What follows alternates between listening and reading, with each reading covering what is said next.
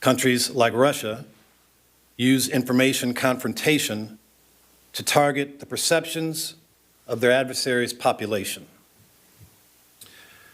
These methods erode confidence in democratic values and institutions to encourage negative sentiment, apathy, and mistrust of government.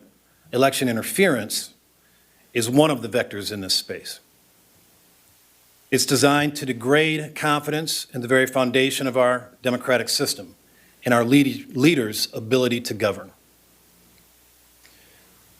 It's also designed to weaken the adversary from within by identifying existing dissonant political and social issues and driving wedges into those fracture lines to amplify them through online manipulation and disinformation in an effort to create an environment of permanent cacophony, unrest, and conflict.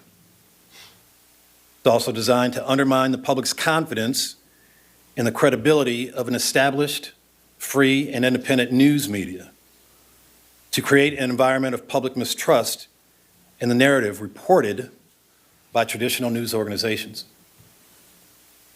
This environment is then exploited to push consumers toward alternative news sources and social media, where, of course, it is much easier to introduce false narratives.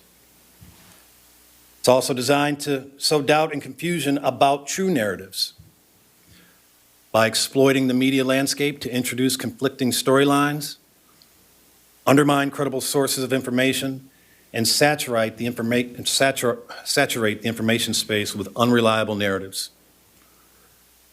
To be clear, the goal here is to exhaust our ability to think critically and to separate truth from falsehoods. The primary objective is not to create a particular version of the truth, but rather to cloud the truth and erode our ability to find it, creating a sentiment that no narrative or news source can be trusted at all.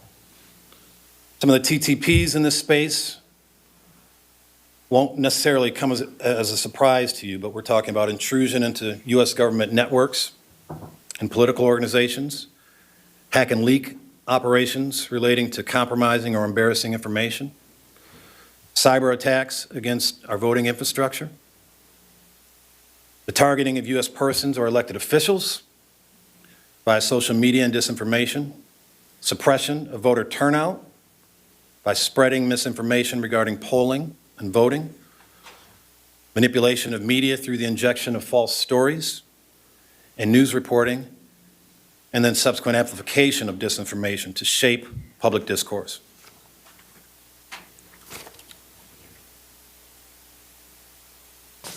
Sorry about that. There are a few overarching similarities regarding the manner in which our two principal adversaries, China and Russia, execute these two objectives. Both countries use a whole-of-government approach, and they use sophisticated and aggressive efforts to advance their national priorities.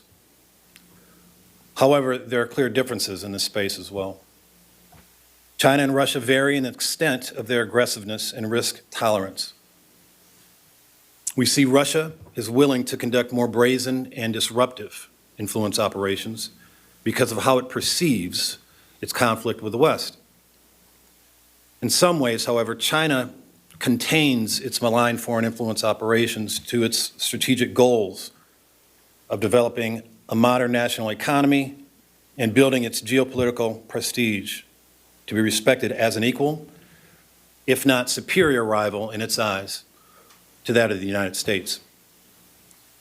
To put it simply, in this space, Russia wants to watch us tear ourselves apart, while it seems China, on the other hand, would rather manage our gradual economic decline over the course of generations. So what do we do in this space? The director established the FITF, or the Foreign Influence Task Force, in October of 2017 to bring together the FBI's national security and traditional criminal investigative expertise under one umbrella to identify and counteract malign foreign influence operations targeting U.S. democratic institutions and values. At the time, we were primarily focused on the Russian malign foreign influence operations. However, the FITF scope has expanded since then to address other global adversaries: China, Iran, North Korea. Our structure, the FITF structure, bears some resemblance to the FBI's Joint Terrorism Task Forces, which exist at FBI headquarters in very large fashion, but also in all 56 of our field offices.